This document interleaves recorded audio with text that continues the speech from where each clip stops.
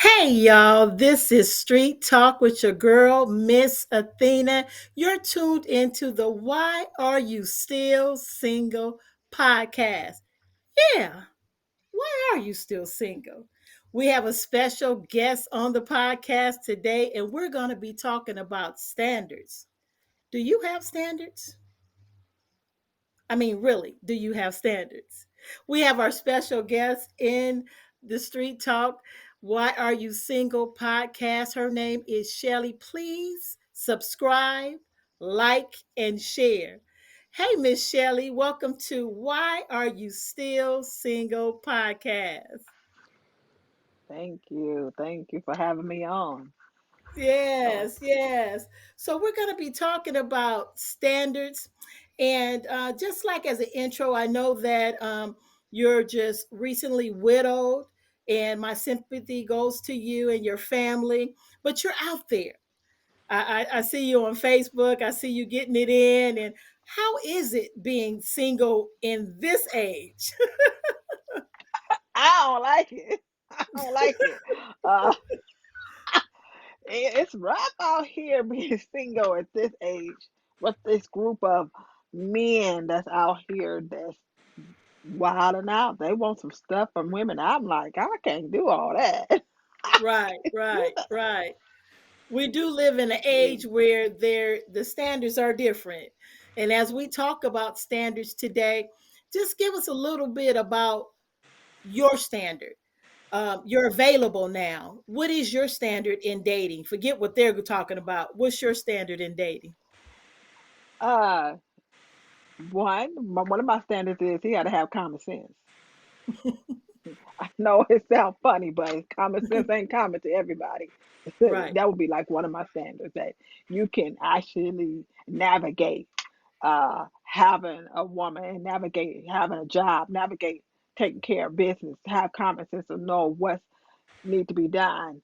Um, have common sense like this is a woman. This is not some trick. That how you gonna treat her, how you gonna talk to her, how you gonna respect her. So my standards is that's what I look for. A person that can hold conversation. That's my standards. I know it sounds like well that's the standard. Yes, because when you can have conversation, then we could come together and have standards like what we don't want in a relationship. So my standard is I don't want to be a side chick. My standard is I don't want to be cheated on. My standard is that's every woman's standard. But when we come together with someone, you kind of get those standards in, you kind of write that out a little bit of what you like and don't like. But if you don't have good conversation, so my standards is if we don't have good conversation straight off the bat, I really can't. I really can't. I can't. No. All right. So basically, he has to be a communicator and know his role as a man. That's part of standards. You don't have to teach him all over again. And he should know by who you are that you're not no side chick or any of these cultural girls. I can understand that. And as we continue about standards, standards generally means the quality, of a person. Um, say the man that really wanted to date you were listening, what would you say to him to let him know that you're available and the qualities that you like in him? What would you say? Well, the qualities I would like him that he loves God, that he loves God, that God is Definitely. like really number one in his life. And in order to date me as a widow, one of the hardest things to do is try to date a person who's a widow. That he has to understand that that widow is going through grief. And grief, and I learned through that, is that you don't get to control grief. Grief actually control you. You can try your best to control grief, so your emotional is everywhere. Well, I could be great for 2 or 3 weeks, and I could be great for a month, but then it's something that hit me, and the grief will come in.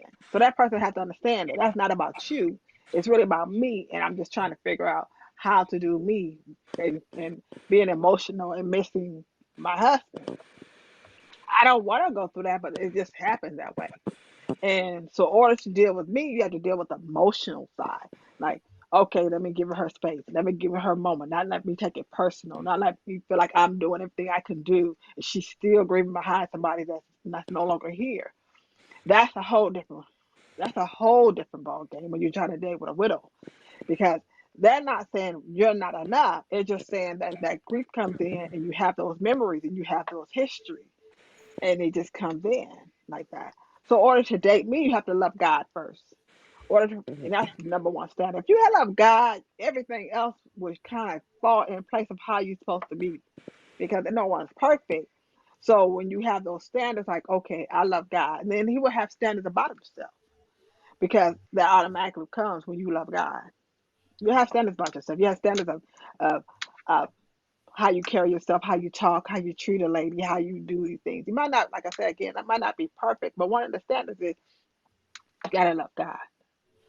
I'm not saying you have to be a church, and I'm not saying you have to be a preacher, and I'm not saying you have to go to church every Sunday because that's not what I'm saying. I'm saying you have to love God. You have to be praying to God. You have to ask God for your guidance of where you're supposed to be because you need to ask God if you're supposed to, you need to pray to God and say, am I the right man for her? Because I'm going to pray to God and say, are you the right man for me?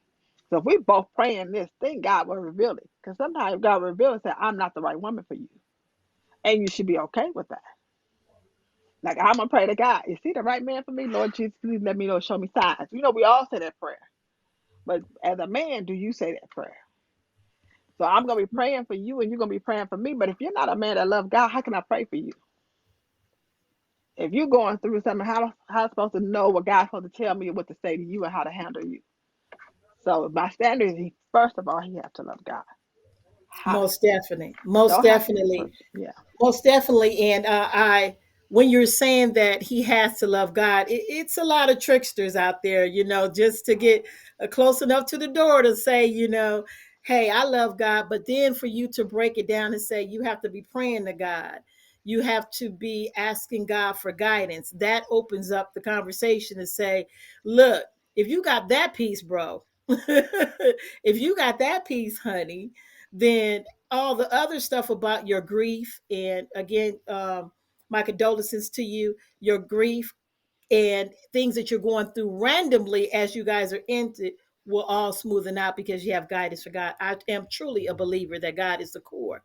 Now, in the standards of you wanting that from a man, so he comes to you and say, look, you're going through this grief thing. Do you think that you possibly need to handle that grief and then get back to me? What would you say? If he said he had a standard that he didn't want to deal with it, but he cared about you, what would you say? Well, number one, he don't care about me because he don't want to deal with it because it's not going away.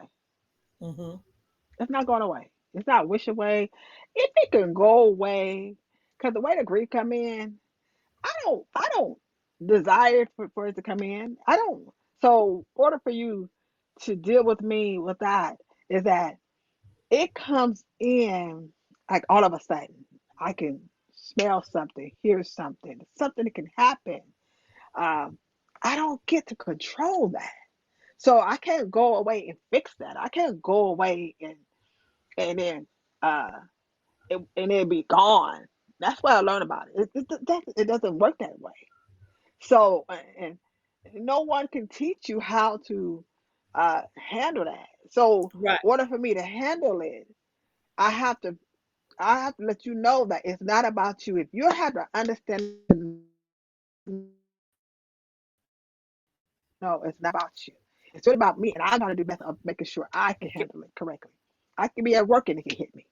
I had a coworker look at me and say, "What's wrong?" Because it hit me when I was at work, and it just it just shook me, shiver, and I'm like, "Wow." And so if I can control it and then come back to you, I would be very happy. But it's not the way it works. So he have to be understanding about that. And you being the type of woman that teaches, what would you say to teach that man how to handle that grief? Would you give them any pointers? Because if it just comes sporadically, and this is for women that may be grieving not just over a loss from death, but loss of a broken heart or loss of don't want to let go. That's grieving too. It's a whole lot of different griefs we women can go through. So don't just set it out to death. I just want to put that out there. But for you, Shelly, what's a good way for us women to be able to tell a man, how would you say that I'm dealing with this? How would you want him to compassionately be in that space with you that would make you feel that he's the one? Um, I'm a big hugger, so if I can get that hug from you, because I'm a big hugger, I love that hug. And if you have that good hug for me, I could. The only way I can tell you to teach me is to give that hug for me. That's my comfort. That's the reason why I grieve probably so much because I don't have that hug. I Right. don't have that. So I'm my thing is I'm missing that hug. Now for other women who's dealing with grief, how you handle it, you try to do your best when it comes. You try to make sure that it doesn't uh, affect everybody that's around you. So that's what you try to tell a person. I'm trying my best. If I had a person in my life, I'm trying my best to handle it. And if I'm doing my best to handle it, and if you don't like it, you're gonna get a side of me that's not gonna be nice. Cause see, with my grief came anger. I was mad, still mad, mad all the time. So how you deal with that? Let me have my moment. If I say I need a moment to be quiet, let me have my moment to be quiet. If you won't give me my moment, then you don't know. So I gotta teach you.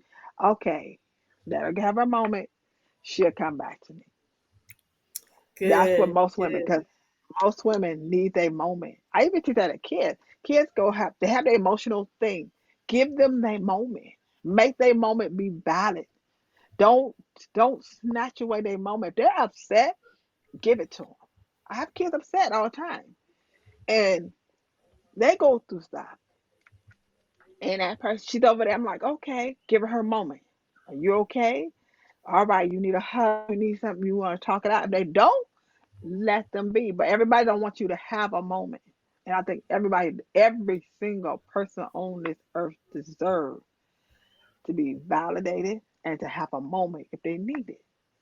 And then they could be better after their moment. Now, when it becomes, I want to say, playing a game, you know it. Like you just playing a game, you kind of know it. But a true moment, yeah. Yeah. Yeah.